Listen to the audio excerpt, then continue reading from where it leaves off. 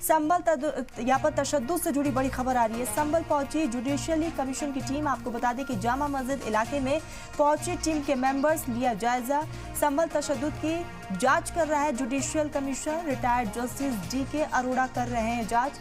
साबिक DGP AK Jain भी जांच कमेटी में शामिल है। कमीशन में शामिल साबिक chief secretary Amit Mohan Prasad member में शामिल है। जामा मस्जिद सर्वे को लेकर इलाके में हुआ था तशद्दुद। पुलिस ने मुजाहिरीन पर भी की थी फायरिंग, जिसमें कई लोगों की मौत की खबर भी सामने आई थी। कई लोगों की जान चली गई थी और इस पूरे मामले को लेकर जांच पड़ताल लगातार जारी है। जिस 3 सदस्यीय टीम का गठन किया गया है, आज वो टीम पहुंची हुई है जहां पर तशद्दुद पैदा हुआ, उस इलाके का भी जायजा लिया जा रहा है। दूसरी सबसे बड़ी बात यह है कि लोगों के बयान भी इस बीच दर्ज किए जा रहे हैं।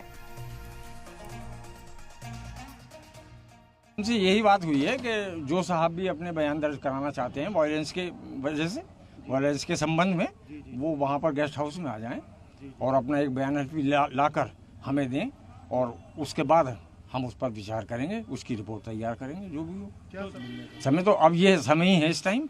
वो यहाँ से गए हैं गेस्ट हाउस, उनका कहना ये है कि आप लोग वहाँ आ जाएं सब, और जिन के भी जो भी अपने बयान देना चाहते हैं वो एक बयान हल्फी के साथ। अंदर भी टीम गई थी क्या? हाँ, मस्जिद के अंदर टीम गई थी। मस्जिद में वही देखा उन्होंने, मस्जिद में टीम गई थी और उन्होंने वहाँ यही देखा कि कहाँ क्या चीज़ है, और कुछ नहीं देखा ना, और कुछ मालूम किया उन्होंने।